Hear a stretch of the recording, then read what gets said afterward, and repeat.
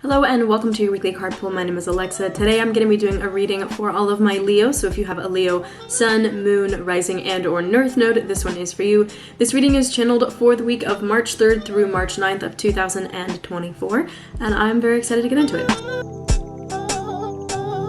So for today, for you guys, I did pull one tarot card and one oracle card. I am going to start out with talking about the tarot words. I'm going to start with talking about the tarot card that I pulled for you, and then I'm going to move into the oracle message. The objective of this reading is to help provide a little bit of guidance, maybe some perspective that might be useful for you in this upcoming week and how you may want to navigate it. So I actually, for some weird reason, felt called to utilize my learning deck, my tarot learning deck today. So there is going to be some writing on the cards, but I did pull for you guys the Nine of Wands. So this is what she looks like. Now, this card will come up anytime you have been experiencing a lot of challenge and maybe some level of trials or difficulty that have been coming up in your life, or those things are coming up now, or they were coming up in the past and maybe they're resurfacing now for you to look at them. And the main message of this card is that there is a level of beauty and strength that arises from working through those challenges and navigating those challenges. When we look at the numerology behind the tarot deck, 9 is obviously pretty close to 10, and it's usually representative of something that's like almost there but not quite. And when it comes to the Wands card, this is talking about areas of life that you have maybe some passion towards, maybe some level of emotional or energetic charge with. So the way that this may come out is that there are things that you feel potentially emotionally attached to, or that you feel almost like grounded in. I don't know if that's the right word, but I feel like there are some projects or some things that you've been really invested in that have been really tiring for you. Maybe they've been really draining. This could be a relationship. This could be a work project. This could be a job in general. This could be a living situation. I'm getting family concerns, family matters. Something that has, for lack of a better word, been draining your energy. And I feel like for most of you, if there's something popping up in your mind, you probably know what that might be, and you might have a good understanding of why that's there, or you might be coming to a place where you understand why this specific thing is draining for you, and what do you need to do in terms of your boundaries and your own personal energy to allow that to not be a drain for you. Now, if you, my dear Leos, have struggled with boundaries, this is something that is going to be honestly, this challenge will be very useful for you, because it's giving you learning tools of how you're going to want to navigate this in the future. The word backbone just came through on this. It's actually written on the card as well. So having a level of your own backbone, your own persistence, and then if this thing, whatever it is important to you, but it's been draining, that doesn't mean that you have to completely nix it out of your life. It just means you have to understand where you want to assert boundaries and where you want to learn from your past failures. Your past failures, when I say that, what I mean is in the future, you could be looking at what's happening now as a past failure, or you could look at things that have already happened. It's up to you how you want to interpret that and what feels right to you. It could be a combination of both. Either way, the main message with this card is you are in a position right now where you have the ability to kind of pull together all of your strength and learn from the challenges that have been coming up for you.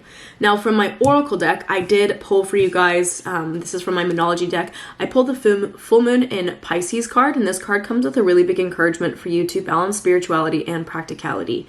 So these two cards, I kind of feel like they're playing off of each other a little bit. When it comes to Pisces, again, Pisces also deals with boundaries a lot. You may have noticed within the last week a shift in your energetic experience to operating out of the headspace or out of the mind into the heart space and what's going on a deeper level, especially more emotional level. So if this is the case for you and you've been noticing that shift, all is well, my dear. We're all kind of navigating this shift collectively. And this time period right now is encouraging you to find a good balance with that, because Pisces can be very overwhelming and very enveloping, especially when it comes to your emotional experience.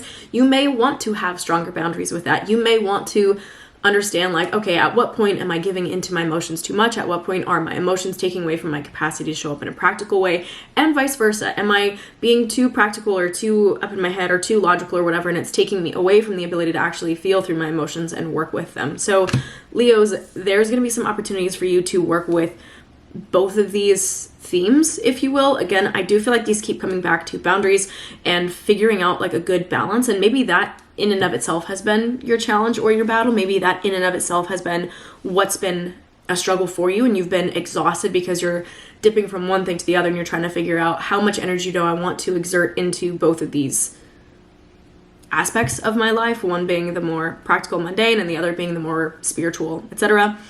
Or maybe there are two different projects that your hands are tied in. Whatever it is, this is a really good time for you to understand what's working, what's not, where do you need to have boundaries, where do you need to have a little bit more clarity, where do you need to have a little bit more strength, and where do you need to pull together your own personal energy, your own personal reserve, your own personal, honestly, strength, coming back to that word, in order to move forward in a way that feels balanced and really feels good to you. Okay, there's one other thing. I'm going to pull from the book on this one. So full moon in Pisces.